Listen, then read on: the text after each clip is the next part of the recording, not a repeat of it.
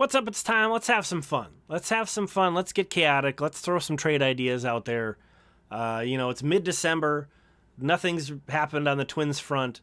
I think they're going to be, it's not what I think. It's actually reported that they're expected to be more active on the trade market. What that looks like is so hard to imagine and predict.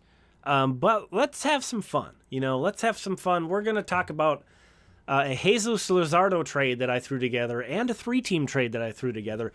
Most of this is to communicate some concepts that I want, that I've thrown out sort of in general, and I wanted to build some trade ideas that put them into a concrete form. So, Jesús Luzardo, who is that?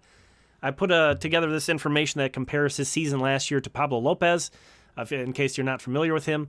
A really good, really young starting pitcher, 26 years old, has 3 years of team control left. So this guy's incredibly valuable.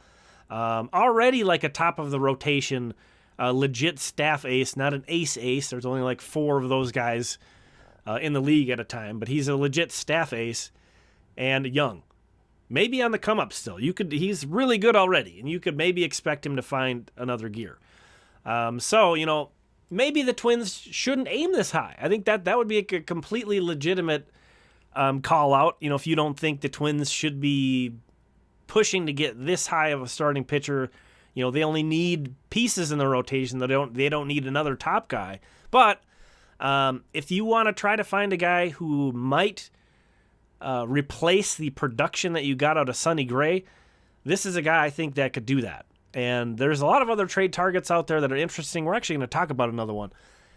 But I don't think you can say that they're that type of a guy. So let's say you're on board. Okay, let's shoot high. Let's get Luzardo. What is it going to take? Again, keeping in mind he has 3 seasons of team control. If we want to go from straight up, this is the trade that I've put together at Baseball Trade Values. I know there's already people booing. I'm not the biggest fan of that tool either, but I think if you are pretty honest with yourself with it, you can use it as a tool to help you put some of these ideas together. And the one I got was Brooksley, Matt Wallner, and Max Kepler for Jesús Luzardo. That's a ton. That creates some problems for the Twins. Solves one problem, creates some other problems. But as always, you have to give something to get something. Now, do I think this is a good trade for the Twins? This is at the point where I would be like, you know what? Let's see what else we can do with someone who's maybe not this valuable. Can we get a rotation guy without giving this much up for them? So probably not, I would say. Now, you might say, well, hey, wait a minute. Is Luzardo really that valuable? Would it really take that much? Because Ken Rosenthal of The Athletic reported that the Marlins, and the Royals were discussing a trade with him, including Vinny Pasquantino, who is more valuable than any of those guys I included in the Twins trade, to be fair. But I think we're missing a piece. I think we're missing a piece of this trade that was discussed at the winter meetings. I'm guessing there was something somewhat significant also included from the Royals side, or possibly the Marlins were trying to push somebody off on them. We'll talk about that in just a sec.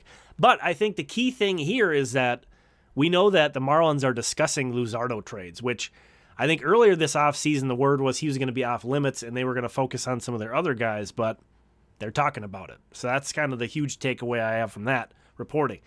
So what if we tweak this a little bit? And this is a concept that we've seen other teams do that I've talked about that I think is really interesting. Taking on a bad contract. You say, well, we don't want to meet that value for Luzardo, that's too high. How can we get around that? Take on a bad contract. Obviously, El Garcia is owed $12 million the next 2 years, and then he has a buyout the year after that. He's been hurt and bad for the Marlins, but before that, he was pretty awesome. I think it was for the Brewers before he hit free agency. There's a reason why he got a big contract, but he has not lived up to it. This seriously reduces what you have to give up in a trade. You can take out Brooks Lee and replace him with Matt Cantorino and Kyle Farmer, which the Marlins are looking for a shortstop. So I do think they would be interested in Kyle Farmer. As you see here, our value is not quite matching, but this trade does get accepted by their model. So, would I do this one? It's a lot closer to me than the last one we looked at. I think I probably would. Now, in the corner outfield, you're trading 2 years starting corner outfielders, and you have Garcia there, who's a big question mark.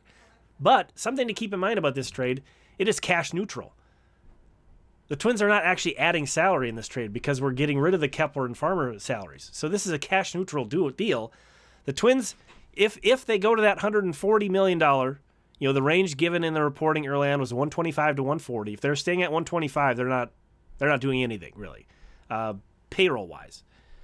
If they're going up to 140, they still have $15 million they could spend on another corner outfielder or another bat. So it's not like this is they're done after this.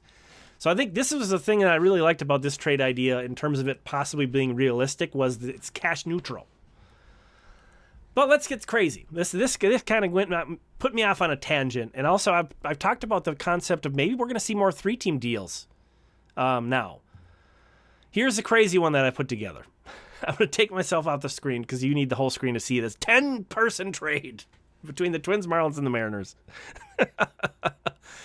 So we're still getting Luzardo and Garcia, but we're going to get Bryce Miller from the Mariners as well. So we're acquiring 2 young starting pitchers. Bryce Miller just debuted last year. Looks like a guy who could be a really good starting pitcher. It's always hard to tell. The old saying is there's no such thing as a pitching prospect. Some of these guys debut and look great and then struggle after that. He's got a journey to go on, but he's extremely valuable himself. We're giving up a lot. We're giving up Kepler, Farmer, Brooks Lee, Yasser Mercedes, Jorge Polanco, and Matt Cantorino. So it's six guys from the Twins going, and then the Marlins are also sending Jesus Sanchez to the Mariners. But take a look at the values per this model. And again, I think you have to be honest with yourself with this model. I do think this is fairly representative of these values. And I got these incredibly close for all 3 of these teams. And this one, I wanted to include Polanco, but the Marlins don't really need a second baseman. They have Luis Ariz. They're almost in a similar situation with the Twins where they're set there. But the Mariners do have a need at second base, and I think Polanco would be a good target for them. So, yeah, let me know what you think of that. This is kind of a fun, crazy idea I wanted to throw together. Now, if you just want Bryce Miller, let's say you don't want to aim as high as Luzardo. You get Bryce Miller, and you can see by this trade idea, if we sent Polanco, Cantorino, and then if you take out Sanchez and put in Kepler, maybe the Mariners do that trade. I'm not sure they're looking to add that much salary. They made some moves to get rid of salary, so we'll see. But they do need some corner outfield. This is more, remember, this is more fun. Do I think a 10-player, 3-team deal is all that likely to happen? It would take so long to come together. Something like this would take so long to come together. But it's possible. It's possible. And I just wanted to throw this out. You might say, well, the Twins don't really need 2 starting pitchers. I feel really good when your 6th starter is somebody you like to be starting games because you can pretty much bank on your 6th starter making 20 starts. Somebody's going to get hurt. So this would add a lot of insulation to the starting pitching staff. Obviously, there are this creates some needs to address elsewhere, obviously. But you're keeping Matt Wallner in this one. You are getting rid of Brooks Lee. So, that's a big trade chip. But getting 2 starting pitchers that are going to be under team control for a really long time, that would be pretty cool. So... Again, we're just having fun today. It's December. There's hardly anything going on. The Twins haven't made a move. There's not any rumors even yet. The trade market's going to continue to develop. Just wanted to have some fun and throw out an idea. Let me know what you think about that. I hope at least you had fun. We'll talk again soon.